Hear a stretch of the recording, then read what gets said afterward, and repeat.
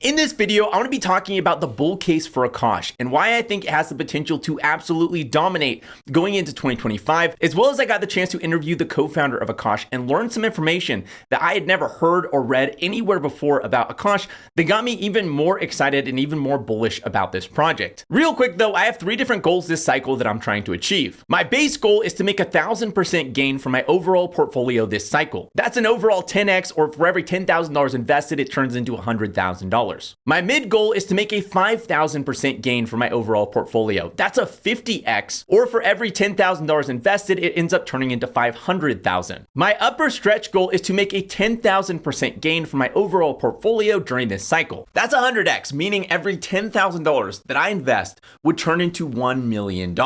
Last cycle with my overall portfolio, I was able to achieve around 4,000%. And currently this cycle already, my portfolio is up around 160%. Having invested every cent I own besides the equity in my house back in late 2022. In fact, my biggest winner so far this cycle has actually been the project we're talking about today, Akash, which is up around 622%. And that was a project that I shared with my community, the Obsidian Council, as a part of our monthly research. Currently, membership for the Obsidian Council is closed, but if you want to jump on the waiting list, there's a link in the description. That all being said, I firmly believe that the biggest gains are still ahead for this cycle, and we're still very, very early. And especially with Akash, after talking with Greg, the co-founder of Akash, I believe that the long-term potential of Akash is massive and that there's still a lot of room to grow from here. Really quick though, obviously none of this is investment advice, and blindly copying YouTubers as an investment strategy is a horrible way to invest. I've talked a lot about what Akash is over the past year, and I like to describe it as the Airbnb of compute. I've also talked a lot about how compute is the lifeblood of AI and machine learning. Everyone needs it right now. There's a huge amount of demand and a massive shortage of supply. And Akash is an incredible solution to this issue by allowing the market to tap into previously untapped and wasted compute resources sitting idle all over the world. Here's how Greg, the co-founder of Akash, describes it. Akash is the world's first decentralized supercloud. So what that means is, cloud, as we know, is someone else's computer sitting in a gigantic data center somewhere. And there are lots and lots of these data centers, about 8.5 million of them right now. And lots of these data centers have lots of unused capacity. So what Akash does is it takes the capacity available in all these data centers and creates a super cloud that connects the private and public clouds. And it does that in a peer-to-peer manner, in a decentralized manner, so that there's no single person or single entity that controls this layer. And the benefits are significantly lower costs for the cloud and significantly better access to resources that are impossible to get today, like GPUs for AI. Happy to get that into later, and fully open. So you as a user and the provider has complete control over the system. And more importantly, it has a self-sovereign economy that is designed with a uni-focus in mind of keeping Akash network decentralized and prosperous to its users. And being a decentralized system, Akash is owned by the people that use Akash, which makes it extremely powerful, unlike your traditional systems where a shareholder has nothing to do with using the system, right? So it is the world's first people's cloud, like we like to call it. So as Greg mentioned, some of the benefits for Akash is it enables significantly cheaper costs, as well as enabling access to this unused compute, which is desperately needed in the market right now. And recently, Overclock Labs, the company behind Akash, released something called Akash ML, a solution that makes it really easy for these companies that need access to the compute on Akash to, with zero crypto experience, rent out these high-end GPUs on the Akash marketplace. Here's how Greg describes it. Akash ML is very optimized for machine learning workflows, machine learning developers, where a lot of times we discovered that, hey, when you take Akash as is and give it to machine learning folks, they find it extremely hard to use because a lot of them are not crypto. So for them to even just jump the ship of like, hey, we need AKT to tokens, they're like, well, where do you get these AKT tokens? Can you sell it to us? We're like, no, we can't sell it to you because we'll go to jail if you do. You have to go to a regulated exchange in order to even though I have AKT, I cannot just sell it to you legally. It's kind of messed up in this country. But anyway, so they have to go to Kraken, give your mother's passport, give like your entire history to even get a sign up, account there, and then wait for forever to get your tokens to even use Akash network. So which is very hard to use, right? And then that's not any way scalable in terms of user growth. So we looked at all these problems, said, well, what do you really want as a machine learning developer? And they come to us and say, look, can you take my credit card and just like give me the GPUs and forget GPUs. Can you take my credit card and just give me this machine learning model? I want to run Llama I want to fine tune it, and I want to pay X amount of dollars per hour, and this is my credit card. And by the way, I have authorization from a company and yada, yada, yada. So we listen to them and we're like, okay, we'll give you something that's super simple to use, put in your credit card, tell you what you want to run, and the system will take care of that. That's what Akash ML is. So where Akash network is fully permissionless and fully decentralized and censorship resistant, and it doesn't, so rightfully so, hard to use because it's decentralized. Whereas Akash ML is super easy platform for machine learning developers to do machine learning applications and nothing else. You don't want to do anything else. But for anything else, you can go to Akash directly. So Akash ML is essentially a permissioned front end that's built on Akash the protocol, which is a decentralized permissionless protocol. And I was curious if that meant that literally anyone could build their own similar front end for Akash on top of Akash, allowing them to access the GPU marketplace the same way that Akash ML does. So I asked Greg, and here's what he said. Anyone. And there are actually companies doing it right now. In fact, after we started Akash ML, a few other companies will make announcements very soon. These companies are one company I'm really excited about is very fast growing machine learning front end. Machine learning like platform. And they are integrating Akash, I believe, in December. So we'll make some really good showcase in like January night timeframe. But they're one of the premium machine learning companies. They're not crypto at all. So they're building a front end Akash. Akash ML is also building a front end Akash. So I think there are a few people that are trying, and all of them have the same level, right? And that's the beauty of Akash, because Akash is a decentralized network. Even though Overclock built it, we have no control over who gets to build on top of it. The moment people see, oh, you get A100s for $1, people go nuts, right? Like, and the best part is we're going to come out with token incentives next year. So Akash is pre-incentive. There are no incentives now. Greg mentioned that Akash would be launching something called token incentives, and I'd never heard that before, and I wasn't quite sure what he meant by that. So I asked him what he meant. So on Filecoin, if you lend out your file storage, regardless of people that use your storage or not, you get tokens. In fact, you even get tokens for using Filecoin. It's heavily incentivized. Like literally, if you go to Filecoin and store something using Filecoin Plus, you get money. You get Filecoin tokens. So no one is actually using. Again, I get in trouble for saying things like this, but I think I haven't checked lately what Filecoin usage, but I remember some time ago, all the usage was incentive driven and not organic driven, in the sense like you don't pay to use Filecoin, but Filecoin pays you to use it. That's extreme example of incentivization, but Helium, for example, is a better model. I think Helium, for example, they got 300,000 nodes because they literally paid the node providers from the token protocol for coming online, right? It's a great way to bootstrap network. Yes, there is some, wastage that happens, but it's a great way to bootstrap networks. Filecoin did it, Helium did it, LivePeer did it. Every respectful, I guess, deepened network use tokens as a bootstrapping mechanism. In fact, I wrote a paper in 2019 talking about this. How do you bootstrap a free market by borrowing from the future? That got a lot of notoriety in the academic circles. But I laid out a mechanism saying that, look, you can actually incentivize your users with tokens or your providers with tokens. And crypto is phenomenal at it. That's how we are able to get. Filecoin has about 2% of global storage or something crazy like that, right? And the utilization is like sub 0.5%. For comparison, in Akash, we did the opposite. Even though I actually was a great proponent of bootstrapping using tokens, looking at the demand side of deepened networks, I came to a conclusion, maybe I was wrong, and maybe a lot of these deepens are wrong, because you're over-incentivizing to a point, you're under-optimizing for demand. So that means the demand side is not good enough for people to use crypto. People are not using Filecoin versus people are using Amazon over Filecoin. Crypto has not, most crypto, especially deepins, have not optimized for demand at all.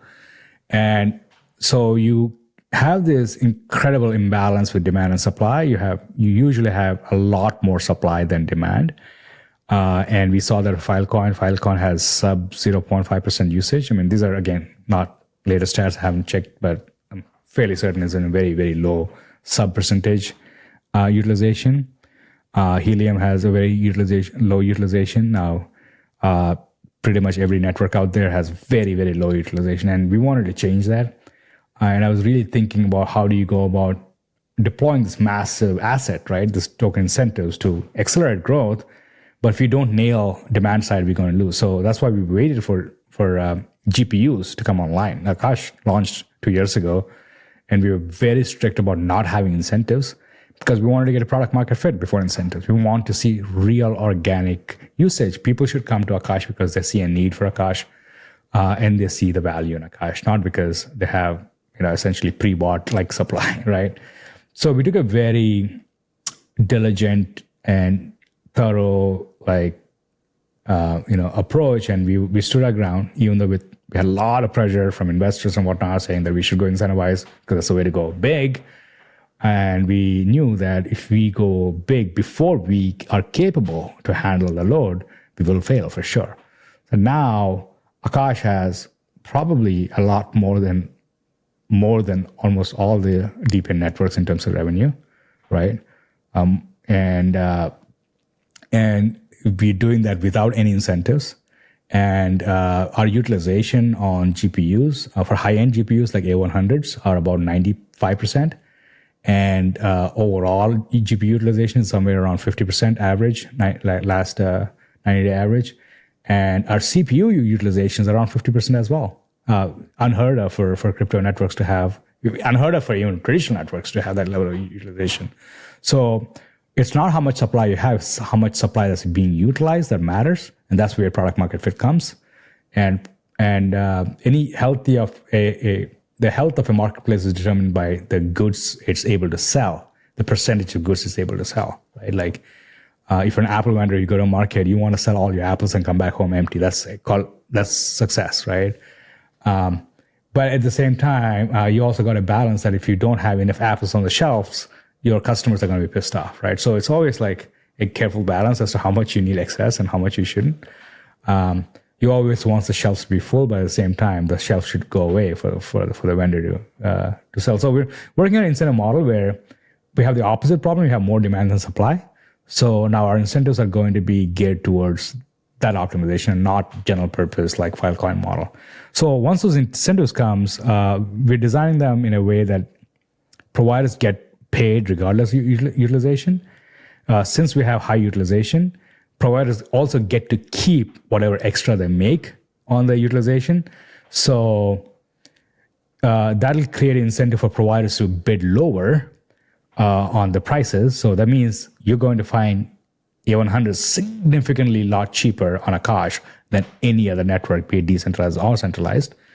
And we are doing that through clever incentive mechanism. So to summarize, he's saying that most DePIN projects incentivize people to like provide storage or, whatever resource the DePIN network is providing by printing tokens and paying them to do it. And they also sometimes incentivize users to actually come use these resources by printing tokens and paying them to use it. However, with Akash, they took a completely opposite approach. They didn't incentivize at all at first. Instead, if somebody wanted to provide their extra GPU resources to the network, they could do that, and they would only get paid if somebody actually rented out those GPU resources and actually utilized them. And think of this similar to like Airbnb, where, if you have a house for rent, the only way you get paid putting that house on Airbnb is if somebody actually comes and stays in that house. If nobody actually rents it, then of course you're not going to get paid for that Airbnb unit. And by doing this, Akash has been able to work their system so that they have real supply and real demand. So all the demand and supply that they have currently isn't from incentives. That's supply and demand is real organic, actual demand and supply. And now that they've done that and they've essentially worked out all the kinks and they have all this demand, their plan is to use incentives to ramp up supply so that they can meet this demand. Again, think of Airbnb when like they first started and they only had like 10 rentals on their entire platform. Obviously, there's not a lot of revenue that could be produced by Airbnb with only 10 rentals.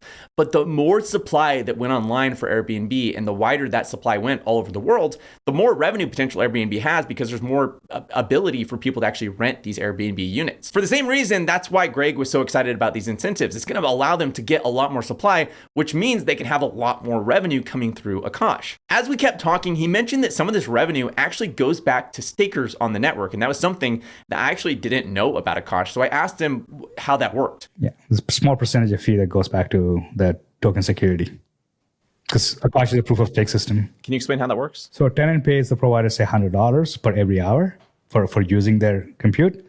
A percentage, let's say 20%, goes back to the Akash network and gets distributed to all the people that are staking on the Akash network as an incentive. So as the revenue increases on Akash, so too does the demand for Akash tokens, because obviously the APY for stakers keeps going up and up and up. And so people that want to tap into that APY are going to go buy Akash tokens and stake that to keep it at whatever the market determined equilibrium would end up being. And based off all this, I was curious what product or service Akash the protocol offered was currently generating the most revenue for the protocol. Here's what Greg said. GPUs. Hands down. I mean, to give you an idea, GPUs launched 90 days ago, right? And they now account for about 36% of all the revenue that has been ever made in the last 2.5 years. All this made me wonder, who are the actual people paying to use Akash? Was it like just other crypto projects that were paying to use this protocol, or was it actual machine learning companies who were paying to use Akash? Machine learning, right? Machine learning companies. I don't want to disclose names before I seek someone's permission, but probably like ask their permission. I mean, Semaphore disclosed a few names, right? So Thumper is a big one. Thumper is doing machine learning. They're doing a foundation model training completely on Akash, right?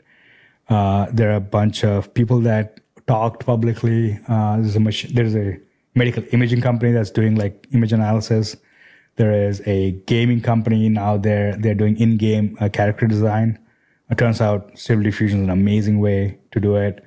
There's a very good social media company. I don't want to say who it is because we're going to make this massive announcement who it is, but I'll tell you what. They have 3,000. They're a startup, very well funded. They have 3,000 DAUs now in this beautiful social media app, and they had like 10 DAUs like 45 days ago, something like. And they're growing really fast to a point. People on Twitter, people I follow, the artists are starting to share who they are, and I think that one user is going to be so important to Akash because they're scaling really quickly on the user side, and as they scale, we scale, right? Because the more users they get, the more compute they need. So we're scaling really well with them. All you need is like 5 or 6 of these like incredible, hyper successful apps. Like Netflix was the biggest turning point for AWS, right? Before Netflix, AWS was just a normal like cloud provider, but Netflix really showed that you can scale and how AWS is integral to their scaling story. And we're kind of having a similar story with Akash. We have this company that's scaling really quickly. I think that's doing a bunch of like compute. We have a lot of like very, very wide net of folks, but we are seeing a common pattern with Stable Diffusion as the main application that people are building on top of. Around Stable Diffusion, since ControlNet and all the good stuff around it, but diffusion models is what Akash is being primarily used for. This led in general to me wondering, like, what is the outside perception of Akash by like these machine learning companies? Do they think this is a cool idea? Are they excited about it? Or is this like gimmicky to them and it's just kind of something stupid that they don't really care about? Today, I saw an article on Semaphore. I don't know, do you know what Semaphore is? No. Semaphore is a top tier publication, right? They're like a Bloomberg spinoff. They're very highly integrated, very high integrity with journalistic integrity and whatnot. And I mean, they're like the new Bloomberg. So all the cool kids read Semaphore, and not so cool kids, I guess, read Bloomberg. But And, it's mainstream as hell. They don't talk about crypto. The only thing they talk about crypto is SBF and Do Kwons of the world. I mean, last 18 months has been nothing but negative over crypto, right? For the first time, they wrote an article that's positive about crypto, and it said a AI chip shortage has a unlikely winner blockchain. And by the way, Akash is leading it, and they went and talked to Akash's providers and users, and they did this beautiful interview with everybody talking about how AI is actually being saved by blockchain. First article that's positive over crypto is written by Akash, right? So, if we sit and wait for the beautiful product to go mainstream to launch, I don't think we'll be able to get it. We were like, and those people that used were like, you should see the story. It's incredible. The one student at Columbia, and he was talking about like how hard it is for him to like go to Amazon, not even get any of the resources. And he goes to Akash and like, boom, he gets it. There's another story about somebody doing this training on Akash, and they're talking about how it's impossible to get these GPUs elsewhere, and you can come on Akash and get it. Another story about, and they interviewed Foundry, which is one of the biggest Bitcoin miners, right? Foundry mining. Foundry is one of the biggest providers on Akash as well. They interview providers, and Foundry is now looking at a third way of making money that's about staking and mining, which is Deepen. So, and this is exciting. This is like new things that are not possible before, and Akash is like leading that way of this new revolution. And this is the kind of stuff that that we want to see, right? We want positive stories about Akash, and I'm talking to a lot of press, mainstream press, not crypto press. I don't want to name who it is till the articles come out, but I was recently in Washington Post, Akash, that is, Semaphore, we were in Forbes recently. We're in a lot of like mainstream like stuff, non-crypto stuff, which is awesome. Not in CoinDesk, and I guess like we had some crypto coverage like Block and whatnot, but no CoinDesk or no Cointelegraph, which tells you a lot about where we are in our journey. I was also curious to learn how Akash compared price-wise to something like Amazon's AWS. Here's what he said. Yeah, so it's a little complicated. It's a little nuanced, right? Because it's not commodity. It's different. Every chip is different. Every chip has different demand profile, right? So for H100s, which is very, very high demand, Amazon charges about $12 an hour, and Akash charges about $2 an hour. So that's like literally the cost difference, right? For H100. For A100, Amazon, I haven't checked A100. I don't know if Amazon has any, but Akash charges about $1.60, $1.20. And the competition we saw, at least from others we could see from like Replicate and whatnot, they charge about $6.80 or something. So it's very expensive. 3 times or 4 times. And that scales, like the more supply you guys end up having, like that will inevitably push down prices. Well, that's the whole point of the incentives I was talking about, right? So we want more supply we have, the lower the price, right? And we want to further incentivize to even lower the price. So right now there are no incentives, so the price is whatever market essentially determines, and that's beautiful because price discovery has to be market driven, cannot be like incentivized. So all of this sounded really amazing as far as the potential for Akash. People are using it. People outside of the space love it. They're being really smart with how they do incentives by building demand first, and they're cheaper than the competition. I wanted to know more though about the actual AKT token, what it was used for, and how it accrued value. Well, it's a primary way to pay for compute. I mean, you need Akash token. Without that, you cannot get GPU. So people, like it or not, you have to go buy Akash token. We have so many people that hate buying tokens from the network, but it is what it is from exchange. So it's kind of like on Ethereum, the only way that you can get block space is you got to pay for gas using ETH. And on Akash, the only way you get access to compute is you got to pay for it using Akash or AKT tokens. AKT. There is a multi-currency support we introduced recently using USDC, but you have 20% fee extra if you want to use USDC. So yeah, you can use USDC, but then you need the fee that gets converted to Akash. So anyway, internally, Akash is the only native token. And Akash is used to secure the network, right? Because it's a proof of stake token. Unlike proof of work, where you have the value of the token that secures the network, right? Without the token, there is no network. So in order for incentives to stakers to stake the token, a percentage of the fees goes to stakers. So that's the relation, right? And third is the governance token. So Akash has a very, very active governance. Akash is built by about 480 contributors in a fully open manner. Every aspect of Akash is open, including product development. There is no, Overclock doesn't have secret product development meetings at all. It's all in the public, recorded, published on chain. There are different groups that come together every now and then, and all their meetings are public. And they set the roadmap, and they, say what features need to make into the bigger roadmap and what gets funding. That funding again comes from on-chain. There's a public goods fund that pays in Akash tokens. So it's completely run or like governed by the public. I mean, we're very, very healthy, governance. We're about 280 proposals, I think, so far in Akash. It's very, very public, right? So Overclock Labs, the company that created Akash, can disappear today, and Akash will run by itself really well. And we wanted to keep it that way. So Akash is central to Akash economy. Without that, there's no governance, there's no improvement, right? We shipped quite a lot. We shipped about, in the last 90 days, we did about 3 upgrades, right? And all that is governance or based, right? So people need to go and like vote and like approve and like upgrade the systems. Without AKT, there is no governance. So Akash's AKT is so integral to the Akash economy and the Akash like network in general. Next, I asked him what the long-term roadmap for Akash was. Well, so ultimately for us to be successful, we need to come to something called parity with the cloud, right? So there are 2 essential sort of like phases, pre-parity and post-parity.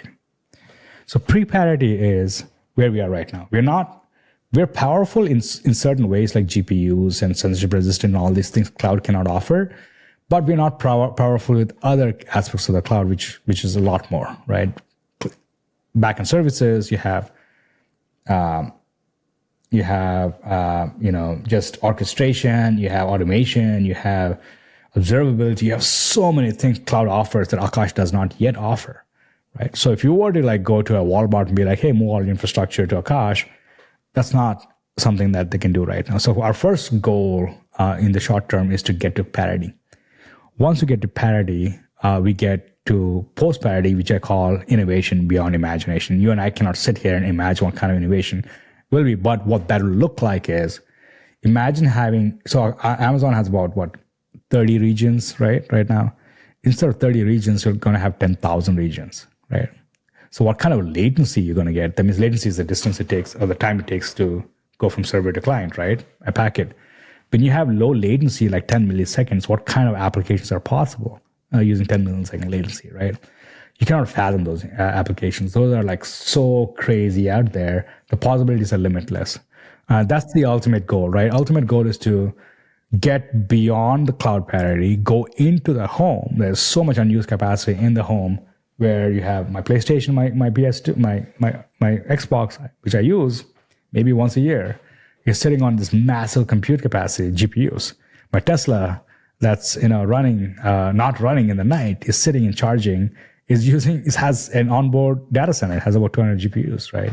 You have so much compute out there that can be connected and really take AI to next level.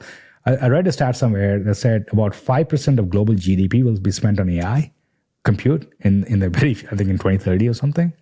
And it's believable the way AI is going, right? It's going to need a lot more chips, and we don't have capacity as humanity to produce a lot of chips. The only way we can achieve that level of usage is by looking inward, like what we have right now that's not being utilized. So the goal of Akash is to get there, and we're going to get there by solving for critical problems and gaining adoption and eventually becoming so good that we can actually go inside a house in terms of reliability. I was really interested with how he described that, like when Akash achieves parity with the cloud, it would open up all these new use cases. It sounded like what he was saying was that because Amazon's like GPUs are centralized and only a few of these server centers scattered all throughout, there's like a latency issue that happens.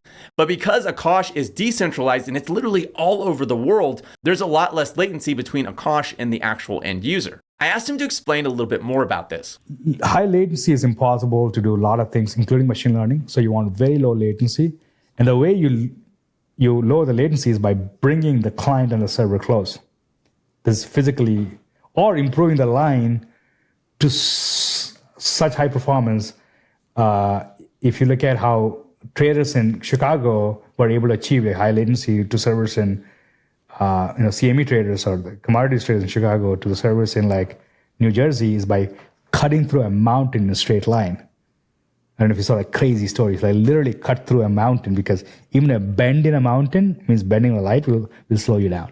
So anyway, so it's physics. There's no way you can get around physics. So you reduce the amount of distance between the client and the server. And Akash is essentially makes any computer a data center or any computer a provider, right? That's the whole goal of Akash. Right now, it's primarily using data centers. There are data centers everywhere. There are data centers on near cell phone towers. There are data centers, like in inner cities. There are data centers everywhere, right? It's just that these data centers are not connected to the cloud. They're used for special purpose by a few companies. But if you connect all those data centers, you're going to get this network that's high performance. So high performance that you can do really good machine learning actually that are on distributed clusters, right? So that's why I said 10,000 regions means you can do a lot of things that you cannot do right now on the cloud. So whole new use cases, whole new applications that are currently not able to be done because of the latency could be opened up as you get parity with something like AWS for something like Akash. And that is what is going to get us into like this mode of like, hey, by the way, only on Akash kind of mode, right? Like this is impossible in the cloud. I mean, right now it's only GPUs, but I want to see everything, like new kinds of applications that people haven't thought about that can only be possible on Akash, right? And we're going to get there using this post-parity world. Next, I asked him what he was most excited for short term. Here's what he said. Oh, token incentives, right? That's it's going to put Akash at a different plane when it comes to supply. And that means a different level when it comes to demand, right? We already saw 250% growth, month to month, cumulative monthly growth rate in the last 90 days since GPUs have launched. And we're making a lot more money than in terms of revenue on demand side fees than Helium's and LivePeers and every other DeepIn network out there, right?